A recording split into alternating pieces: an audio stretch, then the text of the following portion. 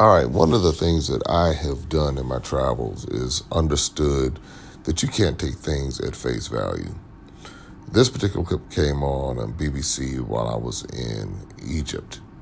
And when I watched the clip, I had a different perspective than what I know I had when I was primarily in the States. So I'm going to show you this clip of where the Catholic Pope Francis and two other white religious leaders, supposedly Christian leaders, were going into this black African country as peacemakers. Now, I'm going to offer some commentary on this that is just food for thought. And it's my opinion, of course, but I think it'll definitely be very interesting. So let's take a look at this clip. The Pope, the Archbishop of Canterbury, and the moderator of the Church of Scotland are on an historic three-day visit to South Sudan. They've called it a pilgrimage of peace to the country where more than 400,000 people have been killed in violence since independence 12 years ago. It's his 40th foreign trip as Pope, but... All right, now, if you listen to this guy, this reporter, it's his 40th trip to Pope. See, it's a lot of this is theater. And when you watch the news and stuff like that, you got to be paying attention to the theater. And, but to be fair, that could just be the way he reports. To visit like no other.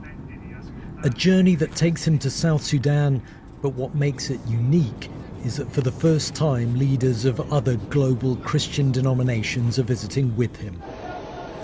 When we landed, the moderator of the Church of Scotland, Ian Greenshields, and Archbishop of Canterbury, Justin Welby, climbed on board to greet the Pope.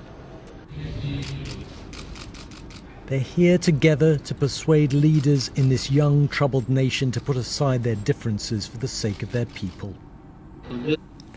Okay, I gotta stop it here. And I have to also recognize there are a lot of people from a lot of different backgrounds and understandings and all of that might not understand why this would raise a red flag in particular. Hey, why not have these people go in there and see if they can bring about some peace? These people are fighting each other, so the good thing to do, if you're going to be a good Christian, go in and try to, bring about peace in the land. Now, the first question I would have is that how do they even have any authority to even go into this place and to even have a voice with these leaders? Why can't someone else, some other religious leader, just go in and summon the presidents of these countries to come and sit down and talk? Well, what gives them the authority? And that's leading to a deeper thought and a deeper question as it pertains to the Pope of the Catholic Church, Francis, and these two other so-called religious leaders that went along. What made those two other ones? Why is the interest so strong in South Sudan? I've come with two brothers, said the Pope. Stretching out our hands, we present ourselves to you and to this people. Since independence in 2011, South Sudan slipped quickly into conflict. It's along tribal and not religious lines, but... All right, let's stop here. All right, so since independence from who? That may be a good question. But let's rewind this video clip. All right, so now you see these men on the back of this vehicle, and they all have guns. Where did these guns come from? Let's go back. Where did these guns come from? Because they certainly did not just have the guns, and now they're these fully armed armies and all of that. So these guns had to be supplied from someone. And that's important because when you begin to look at this and understand how this global game is played between religion, economics, capitalism, imperialism, you got to get to the root. And when you get to the source, then you understand the reasoning behind it. And the fact that this particular pope and religious leaders found this part of the world so very important for them to go visit, it just leads to more questions. That's all. It leads to more questions. Quickly into conflict. It's along tribal and not religious lines, but the leaders are mainly Christian, Catholic, Anglican, and Presbyterian. All right, next question here is, if you go into this part of the world and you begin to see just the way things are And they said that the leaders are predominantly, or the people are predominantly Protestant, Presbyterian, or something like that, Catholic, Anglican, and something else.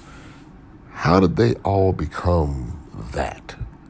That's not native to them, especially white Anglican, white Catholic, that these people would have authority to come even speak to them, for them to even want to listen to them. Another red flag. And these are the things that we miss. And again, when we're stuck in America or stuck in our countries and we don't go and we don't travel and we don't go see and understand history on the deeper level, then what we do is we take this stuff at surface level and allow places like BBC and CNN to create a narrative for us. And we don't stop and say, how could these old white men have any authority in this part of the world with these tens of thousands, millions of people? How do they even begin to have authority?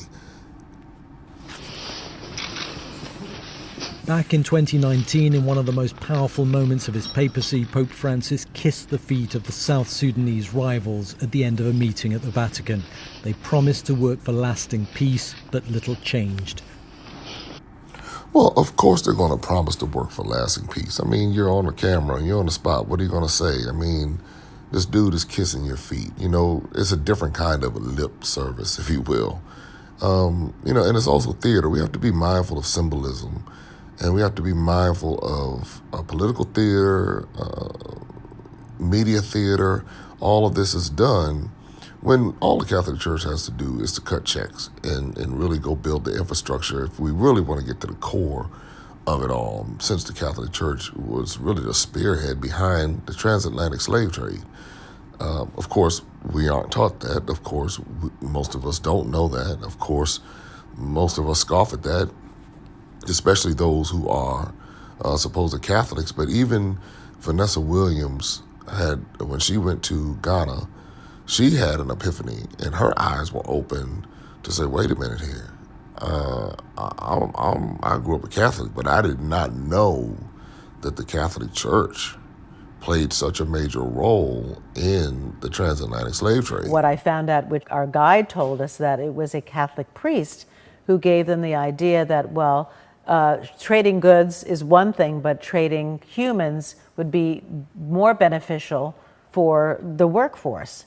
And he named the Catholic priest, which I did not write down, but as a Catholic, I was horrified. It was stunning that was a suggestion from a religion that I grew up with, and that turned, because the question that one of my friends said, well, what was a change from the 1600s to the 1800s? Why did it change from goods to humans? Yeah. And he said, no, it was a Catholic priest who made a suggestion. So that blew me away. And that was a wake-up call for her, which I think is the beginning of many things. Once people get that part of the puzzle and understand how the Catholic Church influences every church in the world, on some level, depending on, of course, many churches we don't know about, so that's why I kind of paused there for a second. But the vast majority of churches, the Catholic Church has a tremendous influence in, whether directly or indirectly. This right here, you look at, you say, I gotta raise my eyebrow with this. But again, the more we know. So the religious leaders came here. Does the same thing happen? You make a dramatic gesture and you go away and things don't move forward? Dramatic gestures are to kick open doors, to create momentum. They don't solve problems. What they do is they may unstick stuck situations, and then they have to be followed up. And in response to the visit, South Sudan's president says he'll meet rivals who for years he's shunned. All right, I had to jump in here and say something about my man with the cowboy hat on. Now, that could have been an ancient, African thing that the Europeans, colonizers, Americans, whatever, stole and took down into Texas. I don't know, but in today's modern context, just got to look a little something, But the other thing that this communicates to people, especially in these areas when you start seeing these great white hopes come in, is they normally see their leaders as African or black, and then you see these white leaders or people coming in to save them. They do it with these NGOs, they do it with on so many different levels, businesses, corporations, whatever, religion. They come in and they're supposed to save them, while they then despise their own leaders, and they turn on their own leaders and they say, our leaders are corrupt, our leaders are bad, our leaders are this, our leaders are that. And it's a perfect play, because what it does is that the instruments that are controlling the leaders that they despise are the very people who come in and act like saviors. And only someone who really understands how this works can even see it. I mean, most people can't see it in America, how the same thing happens with many of these so-called black politicians, and how they're played by their white masters behind the scenes. This time, instead of whipping them with whips, they do it through other methods, financial, all these other tools that they use in order to keep them in check.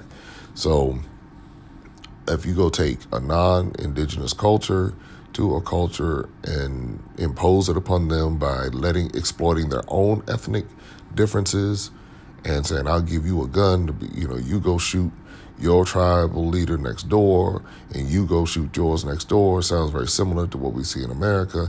And of course, again, you have these great white hopes coming through and the people don't question it. As a matter of fact, they celebrate the people, walk 10, 5, 15, 20, 30, 100 miles to see them, while despising the very people who look like them. But in spite of the fanfare and celebration here now, there's much skepticism about the long-term impact.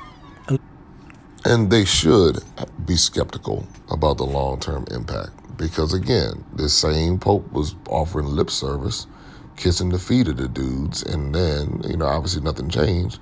And then here they are screaming and yelling and all of the kind of stuff, because they see this Pope coming saying, please come save us, please, please, please. And I'm sure many of these places got this little phony white Jesus hanging up everywhere. And it's really heartbreaking, especially when you begin to realize how deep this stuff goes and how it's still happening.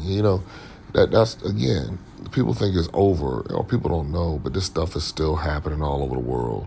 And it's a sad, sad state of affairs. And if you don't know how to watch television and media carefully, this could slide by you. But now, I said, there's no way this is going to slide by me, because I understand that I don't know why they're doing it, but I understand that they're doing it. And somebody might want to ask some questions, especially in the areas that are impacted by the presence of these old white men coming in, acting like saviors.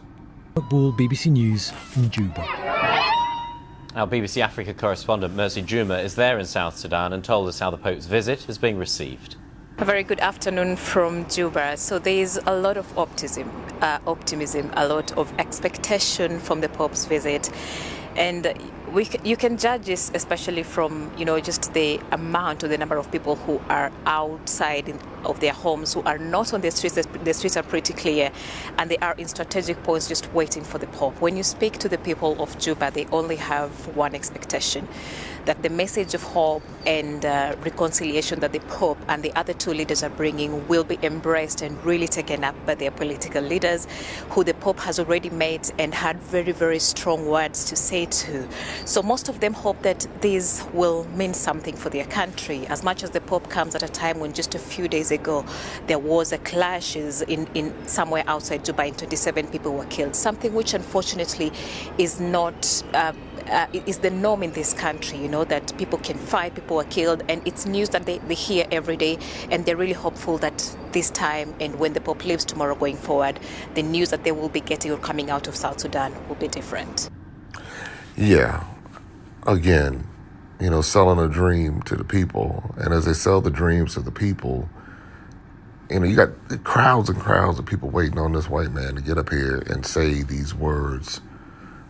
And on many levels it communicates that, okay, you're not able to govern yourselves. You're not able to civilize yourselves. So we're going to come in and do it for you, without understanding, again, the real criminal, the real terrorist, the very people that are coming in acting as if they're saviors. And they just use black faces to get you to believe it.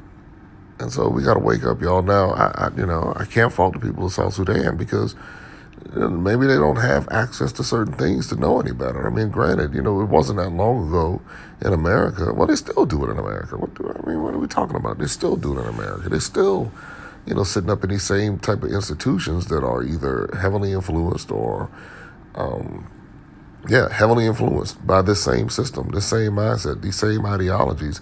And when you look at imperialism, a lot of times the first thing that happens is they send in the religion first.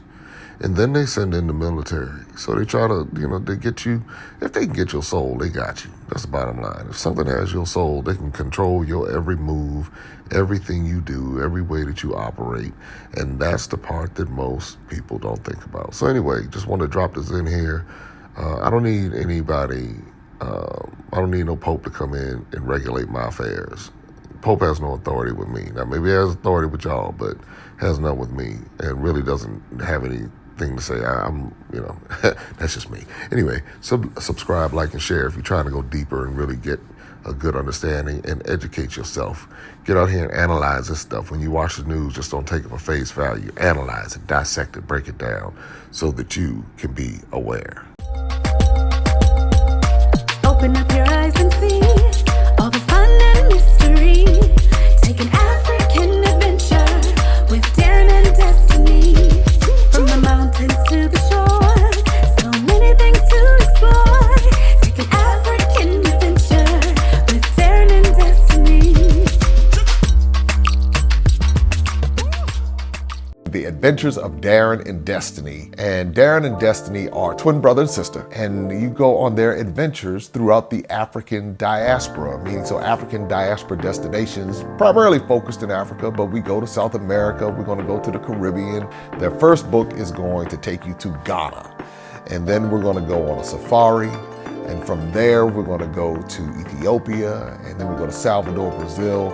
And what the goal is to be able to inspire curiosity in the continent of Africa, in our children from a very young age, and to really tell a more accurate story. Most of our children are exposed to negative images, late night infomercials about how bad things are, everybody's sick, everybody's poor, everyone's uneducated, but that's simply not true. So what Darren and Destiny and their family do is they go to different African destinations. They are learning about these different places. You're beginning to see positive images, but still telling the truth. I mean, that's the important thing, to tell the truth about some of the things that have occurred. But it's all done on our children's level so they begin to understand it. And it begins to pique their curiosity. They begin to learn more. And hopefully one day they will want to explore and visit the continent of Africa and its many countries. There's just so much that Darren and Destiny are able to do, and as they're doing it, it's like they begin to open the minds of a new generation, and they don't get bombarded and indoctrinated with negativity.